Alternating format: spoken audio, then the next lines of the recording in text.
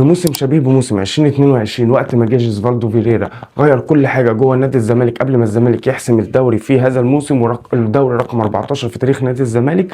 الزمالك امبارح بيكسب حرس الحدود بعد نزول احمد فتوح اللي نزل غير كل حاجه في الماتش وبيضمن وصافه الدوري المصري خلفا لسيراميكا كليوباترا بنقطه واحده اللي سابقوا بعدد الماتشات بمباراه واحده. بسم الله توكلنا على الله. حلقه مباراه فوز الزمالك امام حرس الحدود في الجوله رقم 18 من عمر الدوري المصري.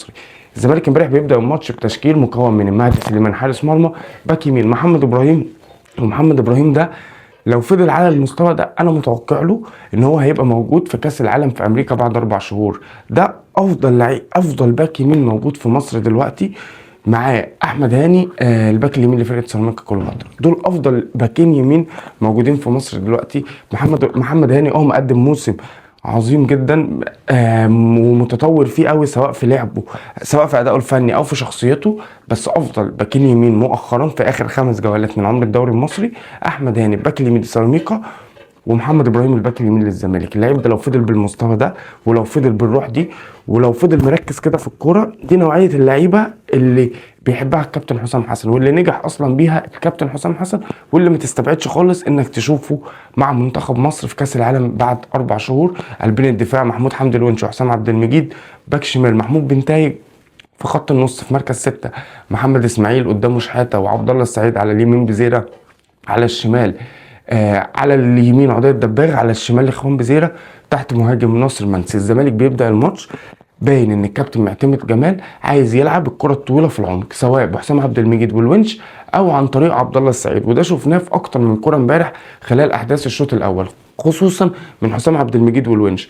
وهنا لقى الزمالك ان هو ضيع الشوط الاول في الولا حاجه امبارح، لان حسام عبد المجيد والونش عشان يبداوا هما الكوره فهما الاثنين مش النموذج الجيد اللي هيقدر يخرجك بالكوره. النموذج ده يعني انت لو عايز تلعب على بالاسلوب ده، عايز تلعب بالشكل ده، انك تبدا تبني الهجمه بالكره طويله من قلب الدفاع، فلازم تبقى محمد اسماعيل هو اللي موجود جنب الونش او جنب حسام عبد المجيد. لان لما هيبقى محمد اسماعيل هو اللي موجود ورا، هو افضل لعيب في دفاع، افضل بروفايل في دفاع الزمالك، في كل اللعيبه اللي موجوده في دفاع الزمالك اللي عنده الحته دي، واللي يقدر ان هو يخرجك بالكره من تحت بكره طويله باسلوب جيد. لكن انت طول ما انت بتلاعب محمد اسماعيل مركز 6 فانت خسران الحاجه اللي انت عايز تنفذها اصلا. تاني حاجه انت خسران محمد اسماعيل، لان محمد اسماعيل هو كمان مش قادر يقدم المهام اللي المفروض يقدمها كلاعب مركز 6. ومحمد اسماعيل طول ما هو موجود في مركز 6 طول ما انت خسران المساحه دي.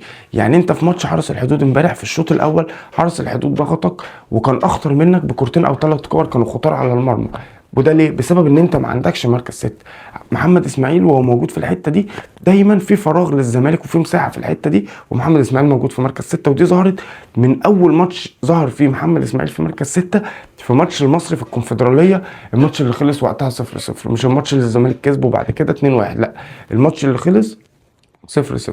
فدي باينه ان الزمالك عنده مشكله في الحته دي، واتكلمنا فيها من وقت ما بدا محمد اسماعيل في مركز 6 مع الكابتن معتمد جمال. الكابتن معتمد جمال غير في شكل الزمالك، بقى عندك عمق سكواد، طلع لك لعيبه كتيره جدا انت بتعتمد عليها دلوقتي. رجع لك ادم كايد، خلاك زعلان ان ادم كايد مش موجود بقاله كام ماتش، خلى لك عضيه الدباغ هداف الدوري المصري، خلى لك اخوان بزيره وهو بيستلم الكوره في عمق الملعب يبان قد ايه هو خطير افضل من الوينج. طور لك في اداء طلع لك محمد ابراهيم، وطور لك في اداء ايشو، وخلى مهدي سليمان وحارس الزمالك الاساسي عشان يهرب الزمالك من النمرضه بتاعت عواد وصبحي. بس في حته محمد اسماعيل لازم كابتن معتمد جمال يراجع نفسه في النقطه دي. اللي يشكر على ده كمان الكابتن معتمد جمال ان هو مش بيكابر، لان هو مثلا في ماتش سيراميكا بالرغم ان محمد اسماعيل هو اللي جاب جون الزمالك في الدقيقه 45 اخر احداث الشوط الاول، بس لا على طول حس ان في مشكله خرجه في ماتش سيراميكا، خرجه على طول ما بداش بالشوط الثاني.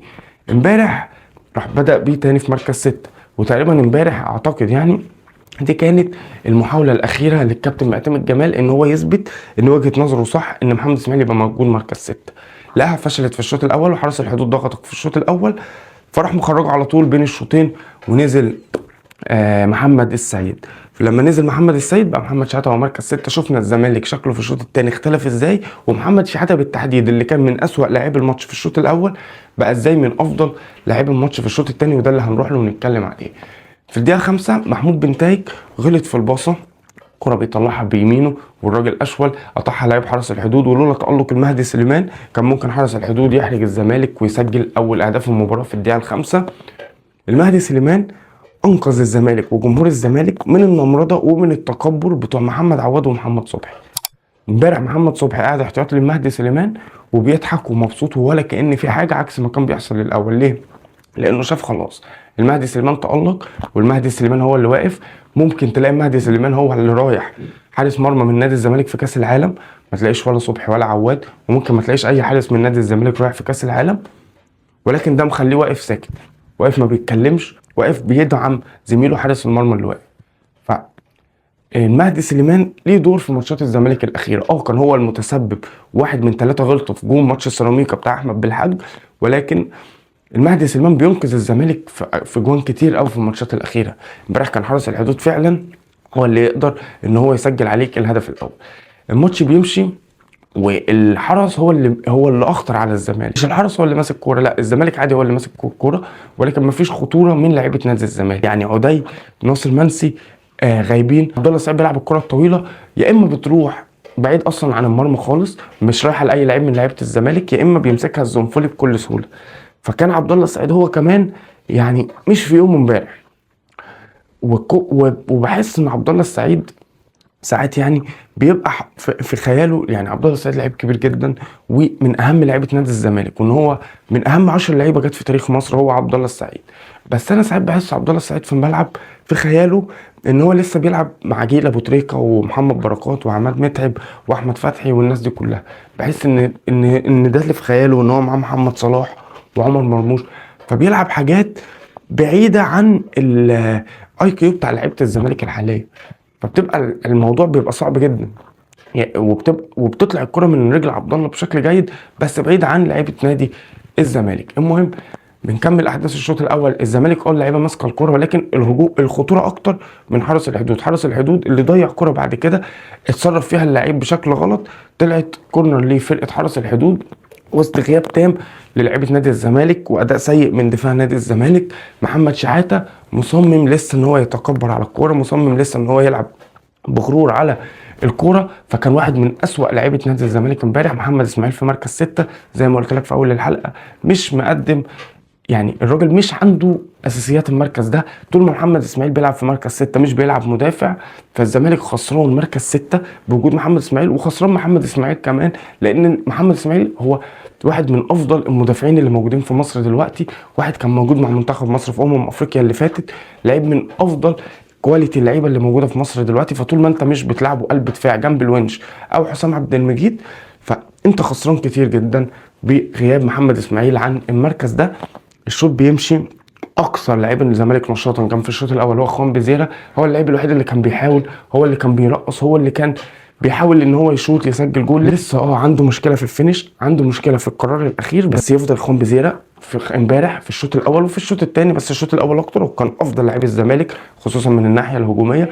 هو اللي كان بيحاول، هو اللي كان بيشد اللعيبه وراه، هو اللي كان بيحاول ان هو يبقى ليه دور في هدف الزمالك الاول. ولكن الشوط الاول بيخلص 0-0 وبتبدا احداث الشوط الثاني. في الشوط الثاني على طول بينزل محمد السيد وبيطلع محمد اسماعيل، وهنا بيتظبط شكل لعيبه الزمالك في الملعب، لان محمد شحاته بيقدم افضل شوط ليه من وقت ما رجع من كاس الامم الافريقيه. كان في الشوط الثاني امبارح في ماتش حرس الحدود بيلعب هو في مركز 6، محمد السيد مركز 8 وعبد الله السعيد مركز 10.